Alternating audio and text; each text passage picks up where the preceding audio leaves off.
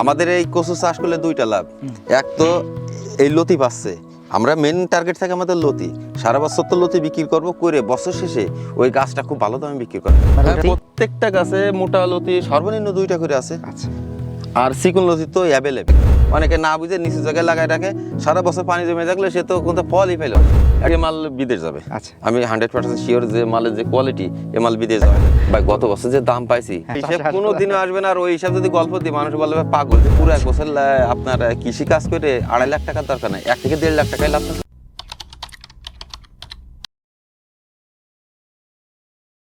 বাংলাদেশ কৃষি প্রধান দেশ, আর হচ্ছে বাংলাদেশের এই অর্থনীতির মূল চালিকা শক্তি কিন্তু হচ্ছে কৃষি। একটা কাস্তে আর মাথায় একটা মাথাল, এই হচ্ছে কৃষকের সম্বল। দর্শক, আজকে একটা কৃষি জমির পাশে বসে কথা বলছি। যশোর অঞ্চলে কৃষির যে একটা দারুণ সম্ভাবনা, সেই সম্ভাবনার খাত হচ্ছে এই কচুরলতি। এই অঞ্চলেই আপনারা জানেন যে যশোরের একটা উপজেলা রয়েছে বাঘারপাড়া। এই বাঘারপাড়া উপজেলাতেই কিন্তু এই লতির সবচেয়ে বেশি ফলন হতে দেখা যায় এবং সবচেয়ে বেশি চাষাবাদও হয়ে থাকে। আজকে আমরা একজন কৃষকের সাথে কথা বলবো। আসলে এই মাঠে এসেছি, একজন কৃষকের সাথে কথা বললে তৃপ্ত হতে পারবো না, কিংবা আপনাদেরকেও হয়তো পূর্ণাঙ্গ তথ্য দিতে পারবো না। তবুও কি করার, সময় স্বল্পতা। একজন কৃষকের সাথে কথা বলে আজকে আপনাদেরকে আমরা এই লতি কচু চাষ সম্পর্কে আরও তথ্য জানানোর চেষ্টা করব।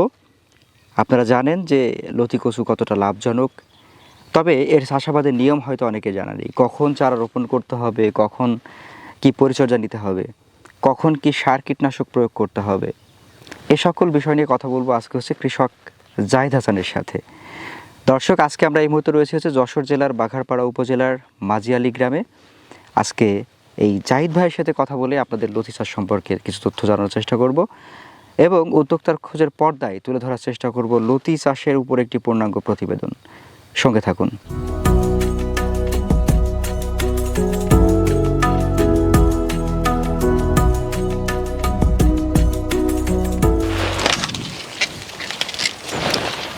ভাই আসসালামু আলাইকুম। ওয়ালাইকুম আসসালাম। জাহিদ ভাই, কেমন আছেন আপনি? আলহামদুলিল্লাহ, ভালো আছেন? জি ভাই, অনেক দিন পরে বোধহয় আপনার সাথে দেখা হলো। জি ভাই। আজকে লতি কচু, মানে কি লতি কচুর ক্ষেতে আজকে কি কাজ করছেন? এই টুকটাক কাজ করছিলাম, আর কিছু লতি উঠাবো, কারণ লোকজন পাওয়া যাচ্ছে না তো। অনেক আচ্ছা। লতি হয়েছে, উঠাতে পারতেছি না হঠাৎ করে। লতি কি অনেকগুলা হয়েছে? হ্যাঁ, অনেকগুলো হয়েছে। আচ্ছা, কিরকম আজকে, কিরকম আশা 7-8 মণ। 7-8 মণ। জি। আজকে তুলবেন? জি, কিছু উঠাবো, আজকে সব উঠাতে পারতেছি না। সব উঠাতে পারছেন না? কিছু উঠাবেন মোটামুটি 7-8 মণের মধ্যে। জি। হ্যাঁ, আচ্ছা, একটু লতি দেখি তো। আমি দর্শকদের শুরুতে বলেছি যে আপনাদের এলাকায় সবচেয়ে লাভজনক চাষ নাকি লতি চাষ। হ্যাঁ, বর্তমানে আমাদের এদিকে যেদিকে মাঠে তাকান সেদিকে লতি। এই দেখেন পুরনো ক্ষেত, এগুলো এখন শেষ হয়ে গেছে। হ্যাঁ, এখন বর্তমানে রানিংটা রয়েছে, আবার নতুন করে এই 15-20 দিন পরে আবার নতুন করে লাগাবো আমরা। আচ্ছা, লাগানোর সিজন শুরু হয়ে গেছে। তার মানে আমি দর্শকদের যে কথাটা বলেছি ভুল বলিনি? না না, আপনাদের এলাকাতে সবচেয়ে লাভজনক চাষ হচ্ছে লতি এখন চাষ। এই লতি। আচ্ছা, তো এই বছরে আপনি লতি চাষ করছেন কতটুকু? এ বছরে পুরানোটা ছিল প্রায় 2 বিঘা। 2 ওটা বিঘা শেষ। আচ্ছা, আর এর নতুন আছে এখানে 20 শতক। নতুন 20 শতক আছে। জি। তার মানে আপনারা সবচাইতে বেশি করেন কোন সিজনটাতে? এটা আছে আমন সিজনে, আমন সিজন। যেটা জ্যৈষ্ঠ মাস থেকে লাগানো শুরু হয়, ওটা 1 বছর থাকে। আর 1 বছর থাকলে ওটা 8 থেকে 9 মাস লতি বিক্রি করতে পারি। এবং ওই যে গাছে যে পুরনো কাঠ, নিচে যে কচু হয়, লতি বিক্রি করার পরে ওই কচুটা আর কি ভালো দামে বিক্রি করা যায়। তাই নাকি? জি। ওই কচুও ওটা মানুষ খেতে কিনে খুব নেয়? সুস্বাদু। ওই কচুও বিক্রি হয়? হ্যাঁ, ওটা খেতে খুব সুস্বাদু লাগে। আমরা জানতাম যে আপনার কচু, যেটা কাঠ কচু বিক্রি হয় সেটা আলাদা, লতি কচুতে শুধু লতি বিক্রি হয়। আমাদের এই কচু চাষ করলে দুইটা লাভ। এক তো এই লতি পাচ্ছে, আমরা মেন টার্গেট থাকে আমাদের লতি। সারা বছর তো লতি বিক্রি করবো, করে বছর শেষে ওই গাছটা খুব ভালো দামে বিক্রি করা হয়। মানে ওটা যা হবে বোনাস? হ্যাঁ, ওটা সবজি হিসেবে খুব ব্যাপক চাহিদা। বোনাস হিসেবে যা পাই? হ্যাঁ, বোনাস হিসেবে যা না, ভালো দামে ঢাকা শহরেই আমার মনে হয় খুচরা পর্যায়ে কিনতে গেলে 70-80 টাকা নিচে একটা কচু গাছও নাই।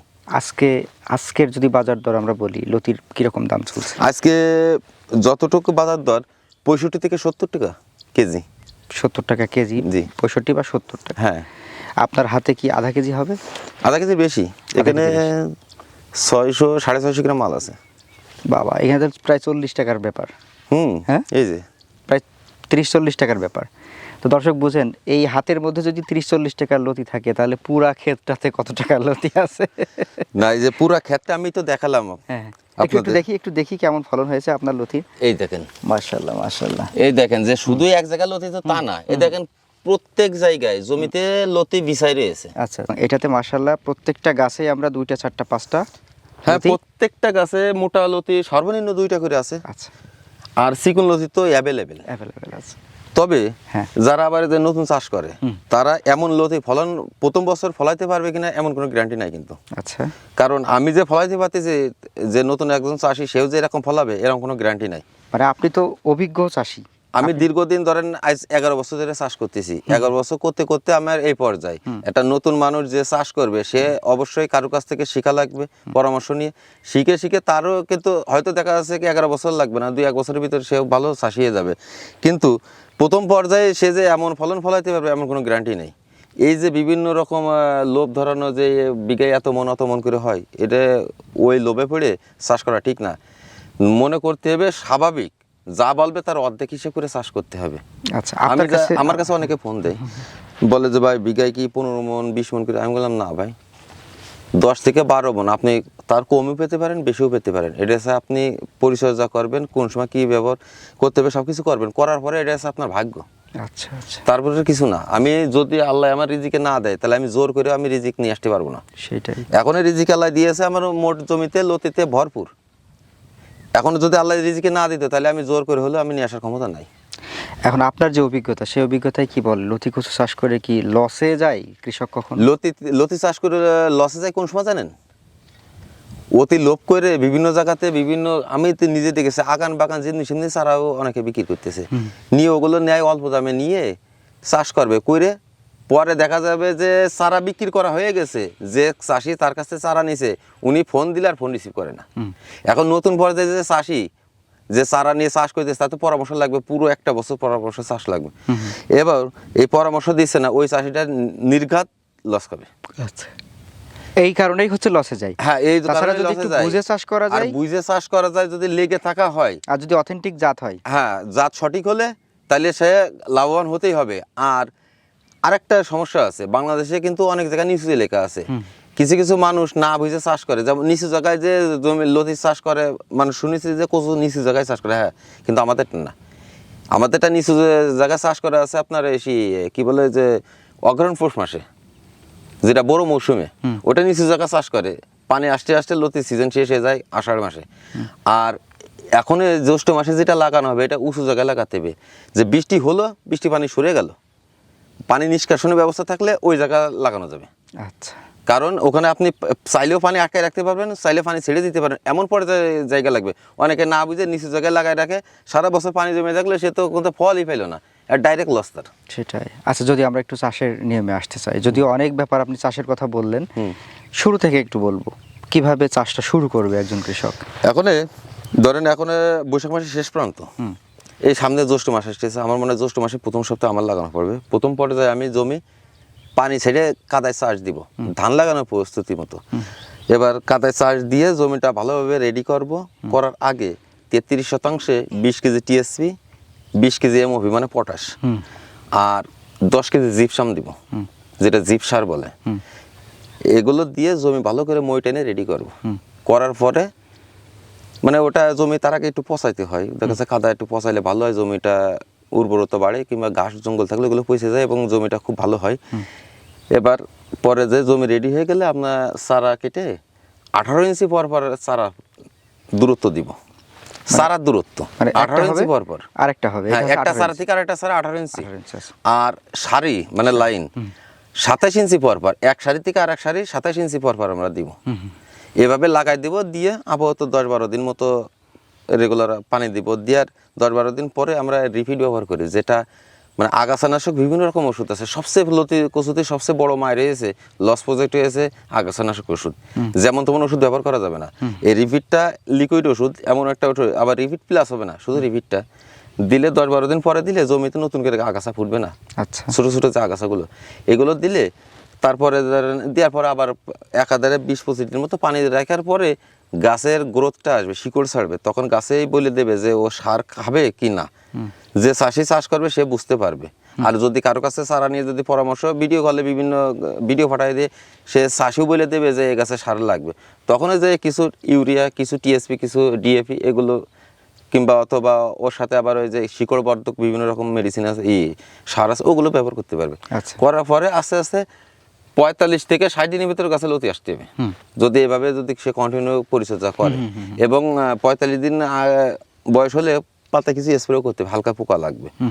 তারপরে থেকে যখন ওই লতি আপনার হারভেস্ট শুরু হয়ে যাবে, মানে ফলন আসা উত্তোলন শুরু হয়ে যাবে, তখনই যে প্রতি সপ্তাহে লতি কাটলে কম আর বেশি দেন সার দিতেই হবে। আচ্ছা, তাইলে লতির ফলনটা স্বাভাবিক থাকবে, গাছটাও স্বাভাবিক মানে থাকবে। গতি ঠিক রাখতে হ্যাঁ, হবে। গতি ঠিক রাখতে হবে, গতি কমানো যাবে হ্যাঁ, না। কম দেন আর বেশি দেন, প্রতি সপ্তাহে কিন্তু দিয়াই লাগে। যেমন আমাদের 3 বেলা খাওয়ার, 3 বেলা যদি আপনি কম করে খান তবু আপনার শরীরে স্বাভাবিক কাজ থাকবে। সেটাই। আর এক বেলা না খেলে আপনার দুর্বল হয়তো গ্যাস্ট্রিকের সমস্যা হবে, না শরীর দুর্বল, যে কোনো একটা সমস্যা হবে। ঠিক এমনি এরকম এই চাষেও যে ওর গতি বজায় রাখতে গেলে প্রতি সপ্তাহে কম বেশি কিছু দেওয়া লাগবে। তাহলে এই যে আপনার শুরু হয়ে গেল আপনার উত্তোলন, লতি উত্তোলন শুরু হয়ে গেল, এবার আপনি একটানা কত মাস তুলতে পারবেন? এবার একটা না আপনার 8 থেকে 9 মাস পাবেন। এটা হচ্ছে আপনার যে সিজনটা আমরা শুরু করছি, হ্যাঁ, আগামী ওই সিজনে যে এই গাছটার মেয়াদ শেষ। আচ্ছা, একটা বছর থাকবে, তার ভিতর 8 থেকে 9 মাস লতি পাবেন। তার ভিতরে আবার এই শীতের ভিতরে একটু ফলন কম থাকে। আচ্ছা, কারণ দাম 1-2 সবচেয়ে মাস। বেশি থাকে কোন সময়? দাম ভাই সারা বছরই দাম থাকে, কিন্তু কাঁচামালের এমনই অবস্থা যে বাড়ে আর কমে, বলা কঠিন। গত সপ্তাহে লতি আমি বিক্রি করেছি 40 টাকা, এই সপ্তাহে 70 টাকা। আচ্ছা, চাহিদার উপরে আসলে ডিপেন্ড হ্যাঁ। করে, যে হাটে বা যে বাজারে একটু চাহিদা বেশি থাকে, আবার দেখা গেল যে মালের যোগান কম গেছে, সেখানে একটু দাম বেড়ে গেল। তার ভিতরে একটা কথা আছে, মালটাতে তো বিদেশে যায়। ও তাই নাকি? হ্যাঁ, রপ্তানি হয়, বিভিন্ন দেশে রপ্তানি হচ্ছে। তার মানে আপনাদের যশোরের লতি এখন বিভিন্ন দেশে দেশে হ্যাঁ, যাচ্ছে? বিভিন্ন দেশে যাচ্ছে। বাহ, কিন্তু কোন লতিটা বিদেশ যায় আমরা ঠিক পাই, কারণ ভিআইপি যে গ্রেটের মাল Quality, আছে ওগুলো এ মাল বিদেশ যাবে। আচ্ছা আমি 100% শিওর যে মালের যে কোয়ালিটি, এ মাল বিদেশ যাওয়াই লাগবে, আচ্ছা এই ধরনের মাল। আচ্ছা। তো এই যে এইবার আমাদের হচ্ছে 1 বছরের যে হিসাবটা, এই 1 বছরের টোটাল হিসাবে আমাদের তাহলে মোট খরচ আমরা কত বাদ দিব, আর মোট কত টাকা আমরা বিক্রি করতে পারবো সেটা ভাই এখন অগ্রিম তো কিছু বলা যায় না, তারপরে আনুমানিক একটা অনুমান করতে পারি আমরা। আমরা ধরেন 3.5-4 লাখ টাকা ধরা হয় সারা বছর বেচা কিনা। আচ্ছা, এখন এখানে আপনার খরচ 1 লাখও হতে পারে, 1.5 লাখ হতে পারে। আচ্ছা। এটা খরচের হিসেব। গত বছরের আপনার যেরকম আপনি বলছিলেন যে 2 বিঘা মতো ছিল, তাই না? ভাই গত বছর যে দাম পাইছি, হ্যাঁ। ভাই পৃথিবীর ইতিহাস ওই হিসাব করে তো আর ওই হিসাব কোনোদিনও আসবে না। আর ওই হিসাব যদি গল্প দিই মানুষ বলবে পাগল, আচ্ছা পাগল ছাড়া কিছু বলবে না। কারণ 120 টাকা লতির কেজি কোনদিন হয়েছে? আচ্ছা, তাও রমজান মাসে সেটাও পাইছেন? সেটাও পাইছি। আচ্ছা তাহলে ওই হিসাবে যদি আমার দেখা আছে 1 বিঘা জমিতে আমার 10 মণ লতি হয়, হ্যাঁ হ্যাঁ। তাহলে কত হাজার টাকা? আচ্ছা, আমরা সাধারণ একটা এভারেজ বলি, এভারেজ কত টাকা বিক্রি করা যেতে পারে 1 বিঘা থেকে? 1 বিঘা থেকে স্বাভাবিক লাগে 3 থেকে 4 লাখ টাকা এমনি বিক্রি করা যায়। খরচ বাদ দিব কত? খরচ ধরেন 1 থেকে 1.5 লাখ টাকা, তাহলে মোটামুটি সর্বোচ্চ 1.5 লাখ টাকা। 2.5 লাখ টাকা বোধহয় লাভে রাখা যায় হ্যাঁ। পুরো 1 বছরে। বুঝি পুরো 1 বছর আপনার কৃষি কাজ করে 2.5 লাখ টাকার দরকার নাই, 1 থেকে 1.5 লাখ টাকায় লাভ থাকুক। সেটাই। আর কোন ফসলে হয়? আর কোন ফসল হবে এরকম? এই যে ধান করছি, ধান করে এই যে বৃষ্টিতে পচায় গলায় উঠাচ্ছি, এখন শেষ পর্যন্ত আমাদের ঘরে উঠবে কিনা কোনো গ্যারান্টি নাই। কিন্তু লতির একটা সুবিধা আছে যে কি যে আপনি এই সপ্তাহ, হ্যাঁ ঝড় বৃষ্টি যত তুফানের সমস্যা নেই, এই সপ্তাহে ফলন উঠাতে পারলেন না, সামনের সপ্তাহে কিংবা এই মাসে ফলন ভালো হইলো না, সামনের মাসে ঠিকই আসবে। আর ধান যেহেতু আমাদের প্রধান খাদ্য শস্য, পেকে গেলে আর রাখা যায় না, প্রধান খাদ্য শস্য, কিন্তু ধান নিয়ে আমি আবার 30 করে করবো না, তাকে ছোট পাবো না, কারণ তাদের আমাদের প্রধান খাদ্য, শরীরে প্রধান খাদ্য চাহিদা।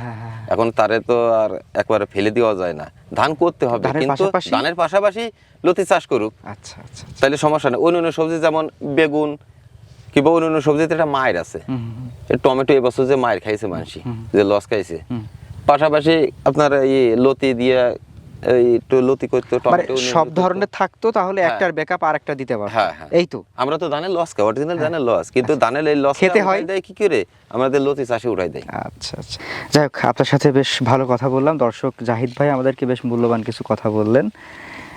মানে উনি যে কথাটা বললেন, এই একটা বাক্যই আমার বেশ ভালো লেগেছে, যে আপনার যে লতি চাষ করতেই হবে ব্যাপারটা এরকম না, তবে যদি লতি চাষ করতে চান তাহলে আপনার নিয়ম মেনে করতে হবে, তবে আপনি লাভবান হতে পারবেন। তাছাড়া লাভবান হওয়ার তেমন কোনো সুযোগ এখানে নেই, লস খেয়ে যাবেন।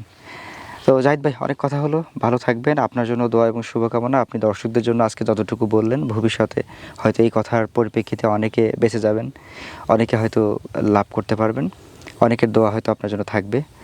আপনার জন্য শুভকামনা। আসসালামু আলাইকুম।